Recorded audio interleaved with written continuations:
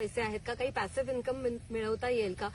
देवाच्या कृपेने आईबाबांच्या आशीर्वादाने फायनली मागच्या वर्षी आम्ही ही जागा घेतली. शेतजमीन घ्यायच्या आधी बरेच वर्ष आमच्या छोट्याशा परसबागेत आम्ही फळं भाज्या भरपूर लावायचो आणि मग वेळ आली आता शेतीच्या ह्याच्यावरती मोठ्या प्रमाणावर करायचं.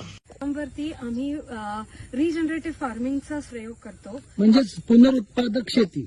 सो काय इथे बघता येईल तर पूर्णपणे ऑर्गॅनिक पद्धतीने कुठलेही केमिकल्स वापरत नाही, कुठलेही फर्टिलायझर्स वापरत नाही. जे आमचे प्राणी आहेत त्याचंच कंपोस्ट आम्ही बागेला टाकतो आणि तुम्ही बघू शकता इतकी सुंदर बाग फुललेली आहे.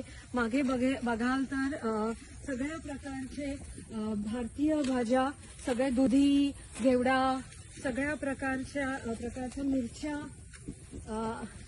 नंतर हळद, आलं, कांदे, लसूण, ही सगळी बाग इतकी सुंदर फुलली आहे कारण का आम्ही ठिबक सिंचनाचा पण प्रयोग केलेला आहे.